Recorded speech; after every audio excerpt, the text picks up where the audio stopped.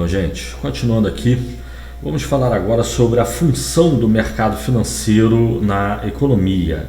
A principal e verdadeira função. Ele exerce várias funções, mas a principal é essa que eu vou falar, é o fundamento do mercado financeiro na economia. Para falar sobre a existência, a função do mercado financeiro, eu vou me basear no livro Moeda, Bancos e Mercados Financeiros, do Frederic Mishkin, que é um economista americano que foi ex-diretor do Sistema Federal de Reserva dos Estados Unidos, da região de Nova York, que é um similar do Banco Central brasileiro, tá? Não é exatamente um banco central, é um sistema federal de reserva, tem funções diferentes. Banco Central é algo mais atuante do que o Sistema Federal de Reserva americano. De qualquer forma, Frederic Mishkin foi um dos diretores, ele tem esse livro, vou me basear nesse livro aí para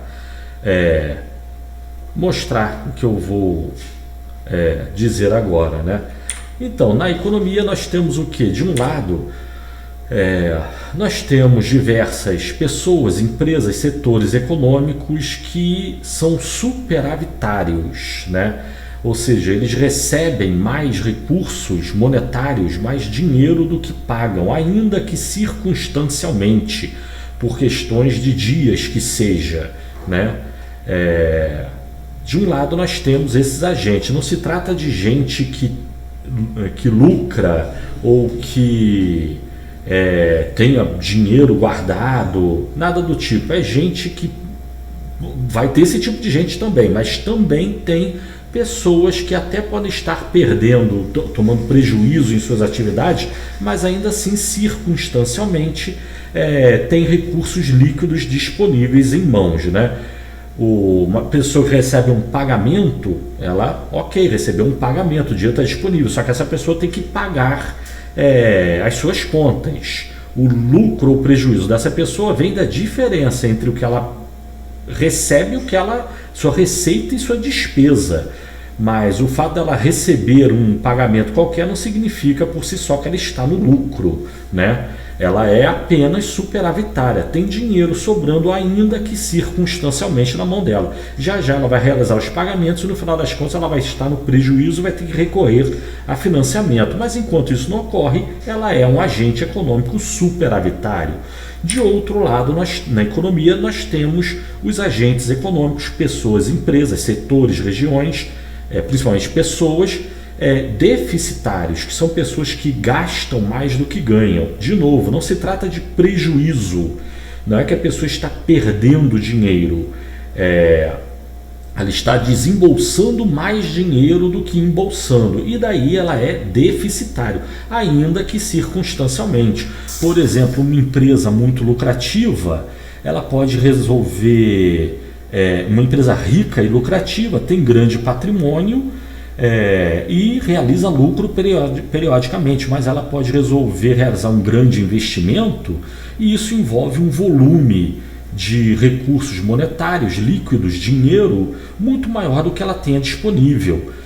E ela está investindo, vai ser benéfico para ela, ótimo negócio para ela, só que circunstancialmente falta dinheiro. De tal forma que ela é um agente deficitário, ela está desembolsando mais do que embolsando, ainda que circunstancialmente, questões de dias, semanas ou meses, né? Não se trata aí nessa imagem que eu estou mostrando, não se trata de quem lucra de um lado com quem perde de outro.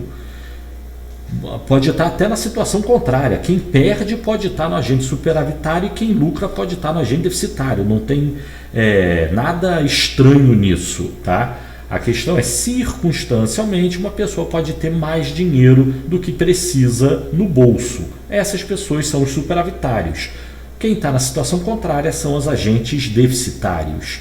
E sendo assim, a gente tem o quê? Que os agentes superavitários eles podem utilizar seus recursos disponíveis para melhorar sua situação, emprestar e obter um pagamento em troca de seus empréstimos, né? É justamente comprar e vender dinheiro. Os agentes superavitários vão emprestar para quem precisa. Quem que precisaria? Os agentes deficitários.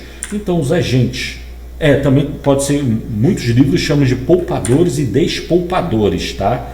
Eu prefiro chamar de superavitário e deficitário, porque o poupador é enganoso.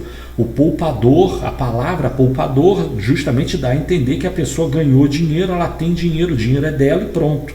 Acabou seu lucro. Só quem lucra é que é poupador? Não, você pode ter...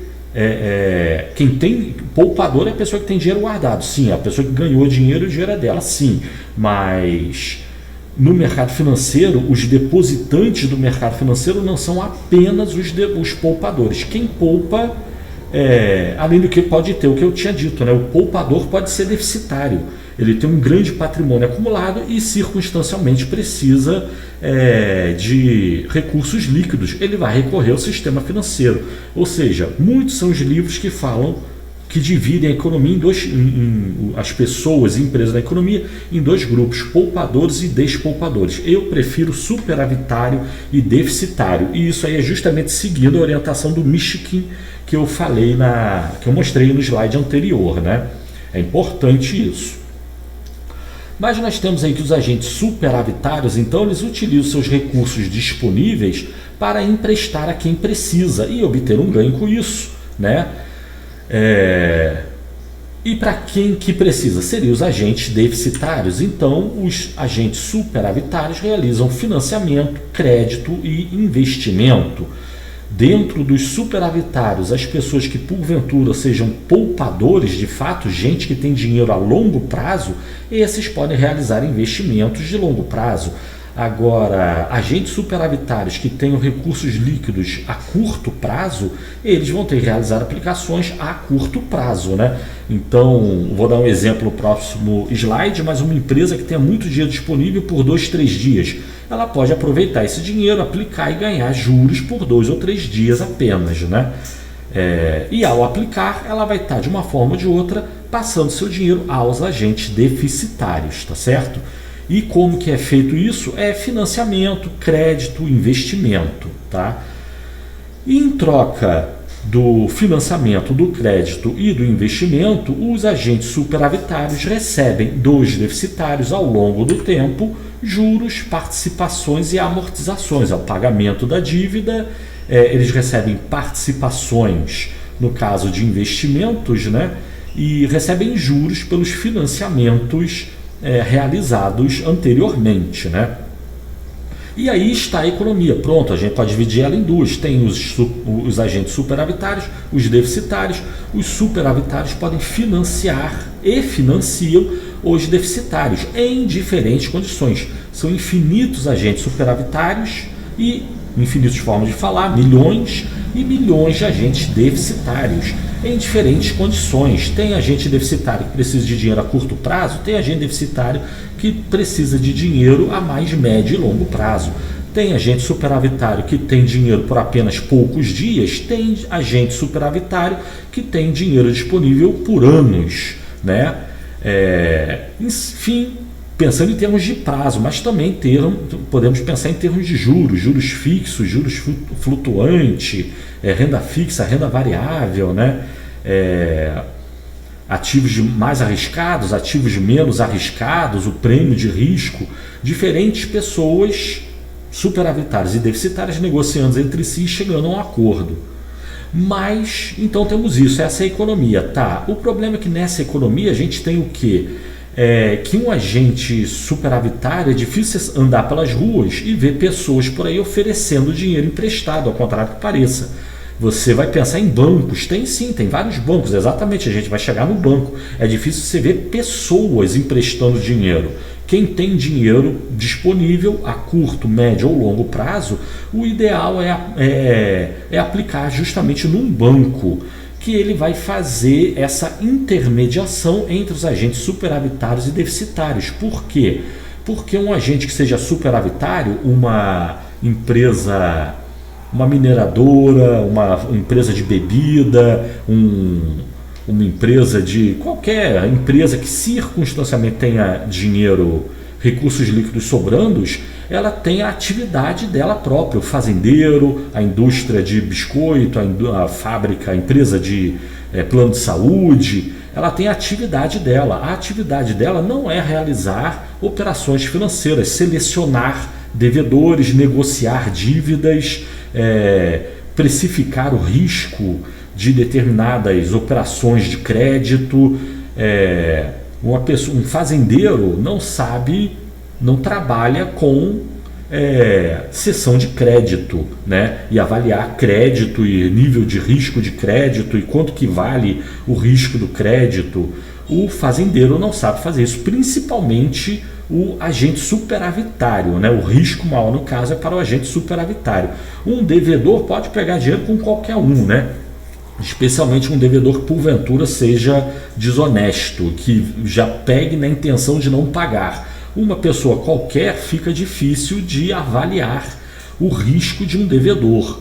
Um profissional na área é mais qualificado, e daí nós temos a razão de ser do setor financeiro da economia. Em vez de deixar pessoas, é importante isso que eu estou falando, né? Poderia ser assim, idealmente, mesmo que as pessoas pudessem negociar livremente entre si, ainda assim, normalmente falando, as pessoas não negociariam crédito livremente entre si. Pouquíssimas são as pessoas que entrariam nesse mercado, né? É preferível você fazer uma operação de crédito no setor financeiro, você depositar seu dinheiro no banco e o banco empresta dinheiro para um outro devedor e ele que trate dos riscos e da negociação com os devedores, né? Mas mesmo que você pudesse fazer isso, ainda assim seria preferível, mesmo que você pudesse emprestar dinheiro para os outros, ainda assim seria preferível realizar transações do mercado financeiro. Mas no mundo no qual vivemos, a operação de crédito entre pessoas é algo meio restrito, né? Entra na conta da agiotagem, né? Que é a grande diferença entre um banco e um agiota. Um é autorizado pelo governo, o outro não, né? Mas enfim, a alocação dos recursos na economia, essa é que é a função do mercado financeiro.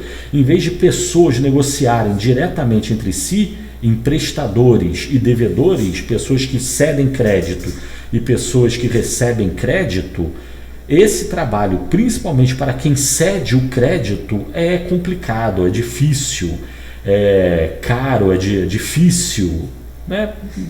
Problemático, arriscado. Não é a atividade econômica da pessoa que tem recursos líquidos sobrando, né? Por isso, nós temos a existência de empresas, entidades na área especializadas no setor e que realizam esse serviço na economia e que recebem, são regiamente pagos por esse serviço, né? As instituições aí do setor financeiro cobram taxas, comissões e spread. O spread chama atenção, né? Primeiro, o que é a taxa? A taxa é você realizar uma transação no mercado financeiro, seja depositar ou pegar um financiamento, e ele te cobra ali um pagamento fixo, uma taxa ou uma comissão, né? A comissão seria algo único. Fazer uma transação, você paga uma comissão. A taxa seria algo mais contínuo, né? Na medida em que a transação se perpetua ao longo do tempo, periodicamente você tem que ir pagando taxas. E o setor financeiro, as instituições do setor financeiro, vamos falar sobre ela, cobram taxas e comissões. E também, especialmente, o spread. O que é o spread? O famoso spread bancário. É quando uma pessoa deposita seu dinheiro num banco, simplificadamente, o poupador, ou melhor, o superavitário, ele espera obter um ganho, um juros, e o banco, a instituição financeira, paga ao agente superavitário, de um lado, mas de outro lado, ele pega esse recurso aplicado e empresta para um agente deficitário, e desse agente deficitário ele cobra um juros, só que logicamente ele vai cobrar um juros maior, ele vai pagar 1% de juros ao agente depositante, e vai cobrar 2, 3, 5, 10% do devedor, né?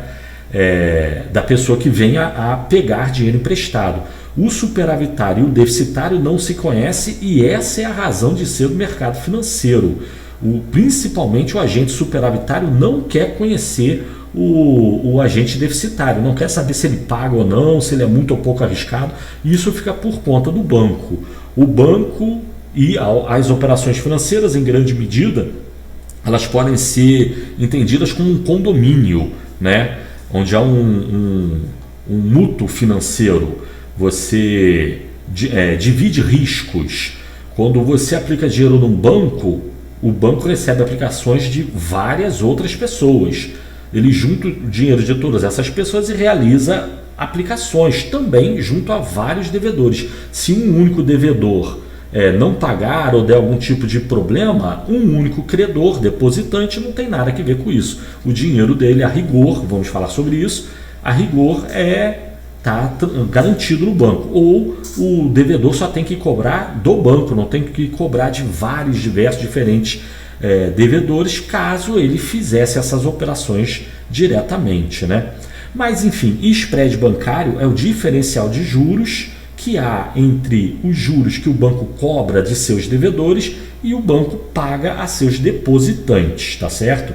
E esse aí é uma das fontes de renda do banco.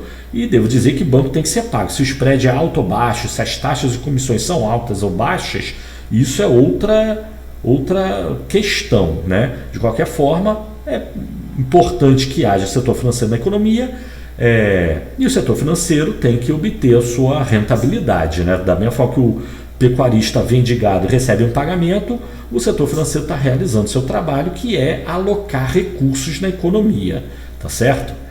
Mas enfim, essa é a função do mercado financeiro e, como a gente já viu, ele é muito importante na economia. Mas a respeito dos agentes superavitários, vai ficar grande o vídeo, mas só dar um exemplo aqui de um agente superavitário, só um exemplo, tá? Que seria o caso da Petrobras, que a gente pode pegar no balanço da Petrobras, o saldo em fim do período, no último dia do ano, o valor em caixa ou equivalente de caixa da Petrobras. Então, por exemplo, em 31 de dezembro de 2017, a Petrobras tinha disponível em caixa ou equivalente de caixa, que são ativos de alta liquidez, justamente as aplicações de curtíssimo prazo. A Petrobras tinha 75 bilhões de reais em caixa. Esse dinheiro não é o lucro da Petrobras, é o dinheiro que estava disponível na mão da Petrobras. Ela vendeu combustível e recebeu os pagamentos. Juntou o dinheiro dos pagamentos e está aí. É o montante de embolsos da Petrobras. Só que a Petrobras tem contas a pagar, tem credor, tem funcionário, tem dívidas, tem impostos. Dias depois, 1, 2, 3, 5 dias depois, esse dinheiro aí, no dia 31 de dezembro de 2017, que era 75 bilhões, já podia cair a 20, né? Ou poderia subir também, né? De qualquer forma, é um dinheiro que entra ou sai. E circunstancialmente está na mão da Petrobras. E a Petrobras utiliza para realizar aplicações no setor financeiro e obter um rendimento extra, né? Essas aplicações são justamente o que se chama de equivalentes de caixa, né? E esse é o valor em fim de 2017. 2018 ela tinha 53 bilhões, 2019, no último dia do ano, ela tinha 29 bilhões. Você vai bater o olho e vai falar: nossa, a Petrobras vem perdendo dinheiro ano a ano. Nada a ver, não é isso que está sendo dito aí. Está sendo dito só o dinheiro que circunstancialmente, exatamente nesse dia, estava depositado no caixa ou nas contas da Petrobras. E nas contas estava aplicado, logicamente, né? No dia 2 de janeiro de 2020, talvez esse valor de 29 bilhões saltasse aí para 50 bi, né? Dado que as pessoas que devem à Petrobras realizassem pagamentos a ela recebesse os pagamentos e ela, por sua vez, não pagasse ainda a quem ela deva, né? Mas, ou seja, contas a pagar, contas a receber, qualquer empresa tem. Aí nós temos um exemplo da Petrobras, tá? Poderia dar vários outros exemplos, mas o que interessa é chamar. Esse dinheiro não é a poupança da Petrobras. Esse dinheiro é um dinheiro que circunstancialmente está sobrando disponível na mão da Petrobras, né? A Petrobras, no caso, seria um agente superavitário, tá certo? Amanhã ou depois ela poderia estar devendo também, tá certo? O que não significa que ela está no prejuízo, ela só pode estar desembolsando mais do que embolsando. Para saber se está no lucro ou no prejuízo, temos que ver a diferença entre receita e despesa, não entre o dinheiro que entra ou sai, contas a pagar e a receber, tá certo? Mas aí ficamos por aqui agora então. Valeu, tchau.